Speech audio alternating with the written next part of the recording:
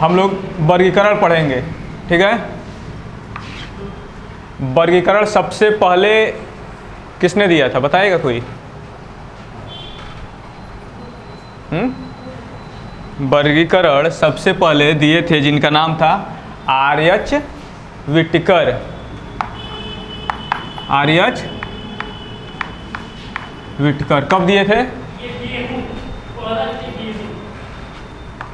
1969 ईस्वी में। वर्गीकरण कहते किसे हैं, बताओ लो, वर्गीकरण किसे कहते हैं? कोई भी चीज़ है, इसको अध्ययन करना है हमको, तो हम इसको अलग अलग भागों में क्या करेंगे, बांट करके अध्ययन करेंगे। जैसे अभी इंटर का पेपर हो रहा है, तो इंटर में कितना विषय है? 5 विषय है। अगर एक मोटी सी किताब हम दे दें पढ़ने के लिए, आप कोई उसमें पाठ लेसन वेसन न डालें, तो अध्ययन हो पाएगा?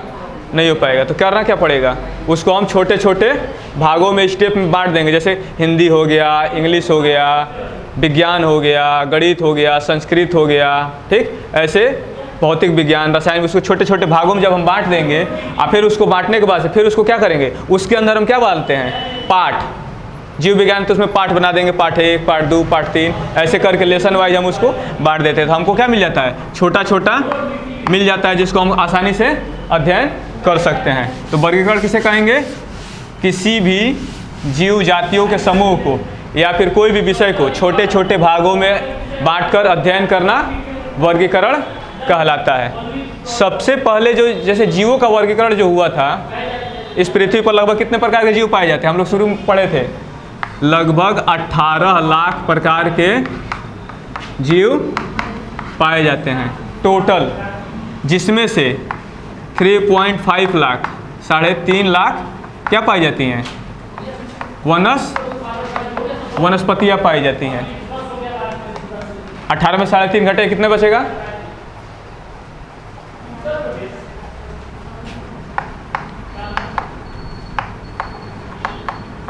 14.5।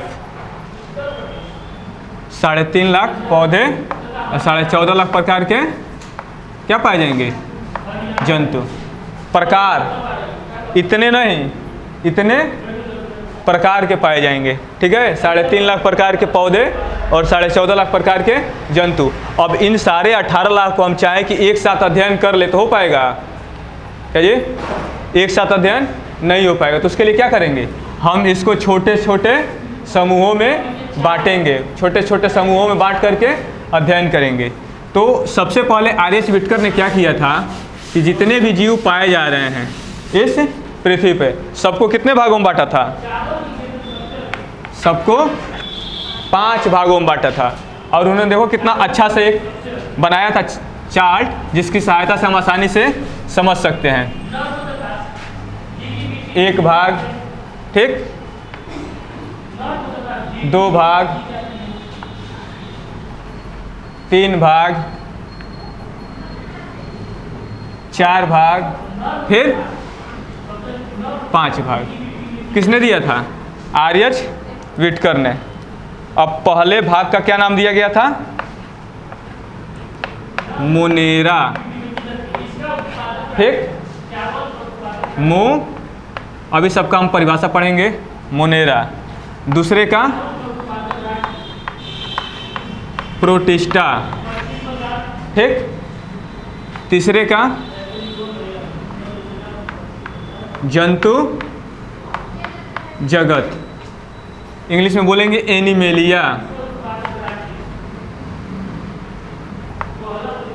इसको लिखेंगे प्रोटिस्टा। 5वां क्या रहेगा? पादप जगत, इसको प्लांटी बोलते हैं। और लास्ट क्या था? 5वां कवक जगत, जिसको हम इंग्लिश में फंजाई बोलते हैं, ठीक। कितने भागों में बांटा गया? 5 भागों में, ठीक। पहला था मोनेरा, मोनेरा के बारे में पढ़ लेंगे। मोनेरा में कैसा जीव रखा गया? कोशिका हम लोग पढ़े हैं, कोशिका होता है एक कोशिकीय, बहुकोशिकीय। तो मोनेरा में आर.एच. विटकर ने क्या किया, केवल और केवल एक कोशिकीय जीव को, इसमें लिख लेंगे हम एक कोशिकीय जीव को किसमें रखा गया? मोनेरा में। मतलब जिनका शरीर केवल और केवल कितनी कोशिकाओं से मिलने से बना हो? एक कोशिका के मिलने से बना हो, और वो एक कोशिका के मिलने से बना और क्या हो? प्रोकैरियोटिक हो। प्रोकैरियोटिक पढ़े हैं? प्रोकैरियोटिक किसे कहते हैं? जिनमें केंद्रक स्पष्ट रूप से नहीं पाया जाता है और उनका शरीर कितने कोशिका के मिलने से बना हो? एक कोशिका के मिलने से बना हो। उसको किस में रखा गया? मोनेरा में। एग्जाम्पल क्या होगा? एग्जाम्पल क्या होगा? जीवाणु, विषाणु भी लिख लेंगे, जिनका शरीर कितने कोशिका के मिलने से बना हो? एक कोशिका के मिलने से बना हो। ठीक। उसके बाद से दूसरा था प्रोटिस्टा। प्रोटिस्टा में क्या है कि इसमें एक कोशिकीय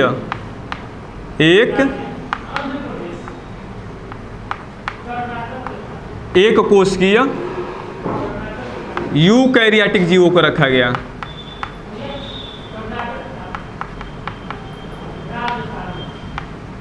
प्रोटिस्टा में एक कोशिकीय यूकैरियोटिक जीव को रखा गया। यूकैरियोटिक किसे कहते हैं?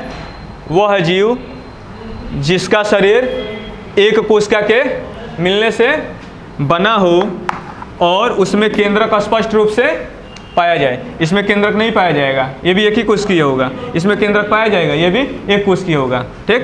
एक कोशिकीय यूकैरियोटिक जीव, जिससे इसका एग्जाम्पल क्या हो जाएगा? यूग्लिना का नाम सुने हो आप लोग। ठीक। और क्या होता है? पैरामीशियम और अमीबा, ये सब इसका एग्जाम्पल हो जाएगा। किसका? प्रोटिस्टा का, एक कोशिकीय यूकैरियोटिक जीव। फिर तीसरा है जंतु जगत। जंतु जगत से संबंध है कि केवल किसके बारे में बात करेंगे? हम जंतुओं के बारे में बात करेंगे। यहाँ पे एक कोशिकीय जंतुओं के बारे में बात किए, यहाँ पे बहुकोशिकीय जंतुओं के बारे में बात करेंगे। तो जंतु जगत का एग्जाम्पल क्या लिखेंगे? वे जीव जिनमें बहुत सारी कोशिकाएं पाई जाती हैं और उनका शरीर क्या है? यूकैरियोटिक होता है। मतलब बहुकोशिकीय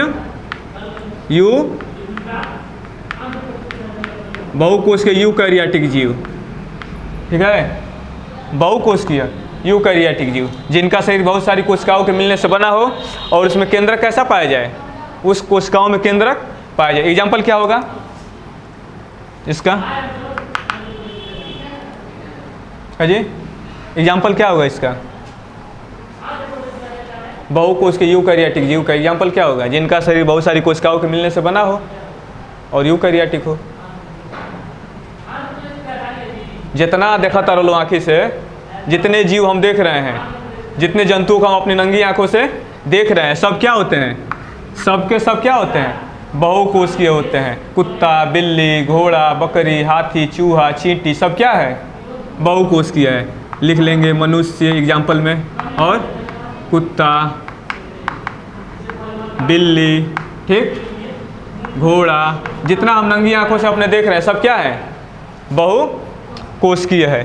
तो इसका संसार थोड़ा सा ज़्यादा बड़ा हो, क्योंकि इसमें बहुत सारे जीव आ जाएंगे। उसके बाद से है आपका चौथा क्या है? पादप जगत। पादप मतलब क्या होता है?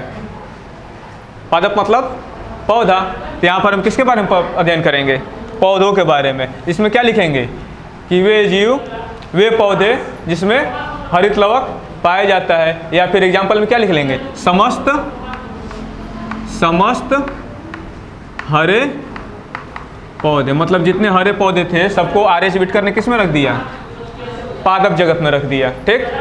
और जो पौधे हरे नहीं होते उनको क्या कहते हैं?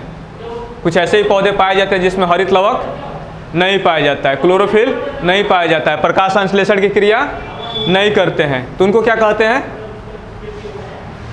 जो पौधे हरे नहीं होते हैं, हरित लवक नहीं पाया जाता है, प्रकाश संश्लेषण की क्रिया नहीं करते हैं, अपना भोजन स्वयं नहीं बनाते हैं, उन पौधों को क्या कहते हैं? बीएससी में पढ़े हो पूरा एक चैप्टर ही। यहाँ लिखे भी हैं, ध्यान नहीं जा रहा है आप लोगों का। कवक कहते हैं फंजाई। फंजाई में हरित लवक पाया जाता है? नहीं पाया जाता है। फंजाई हम लोग पढ़ रहे थे तो लिखे थे कि fungi is a chlorophyllous plant. A chlorophyllous मतलब हरित लवक इसमें नहीं पाया जाता है। तो यहाँ पे हरे पौधों को चौथे जगत में रख दिया, आज जिसमें हरित लवक नहीं पाया जाता उसको किस में रख दिया? पांचवें जगत में रख दिया, कवक में रख दिया। कवक का एग्जाम्पल क्या होगा? मशरूम हो गया, ठीक। और बेसी में से याद करके बता दो नाम।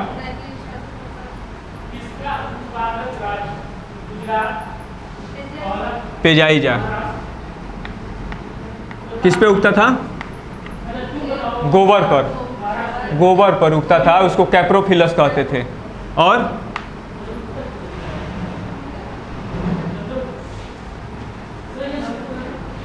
एस्परजिलस जो दिनाई उत्पन्न कर देता है हम लोगों के हाथ पे।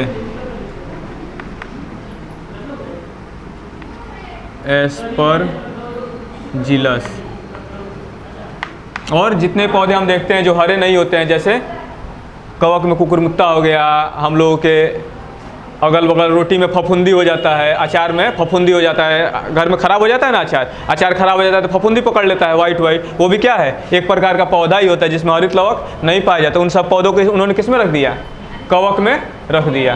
तो हमारे जितने भी जीव थे सबको उन्होंने कितने भागों में बांट दिया? 5 भागों में, ताकि अब ऐसे हम पढ़ेंगे मुनेरा एक कोश किया प्रोकैरियोटिक जीव, ये याद हो जाएगा। ऐसा जीव जिसमें एक कोशिका पाया जाता हो और उनका शरीर में कोई केंद्रक नहीं पाया जाता हो। प्रोटिस्टा एक कोश के यूकैरियोटिक जीव, वे जीव जिनमें एक कोशिका पाई जाती हो और केंद्रक पाया जाता हो।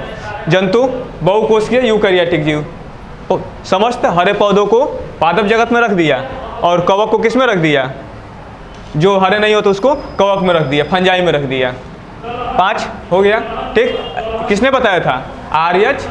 विटकर ने बताया था। कब? 1969 ईस्वी में समस्त जीवों को अध्ययन के लिए क्या किया था? छोटे छोटे भागों में विभाजन कर दिया था, 5 भागों में। इसके आगे पढ़ेंगे कि आगे दूसरे एक वैज्ञानिक आएंगे, कैंडलिस नाम था उनका, कैंडलिस। तो उन्होंने कहे कि नहीं 5 गो नहीं होगा, कितना होगा? 6 गो होगा। तो अगले क्लास में हम लोग 6 पढ़ लेंगे, ठीक है।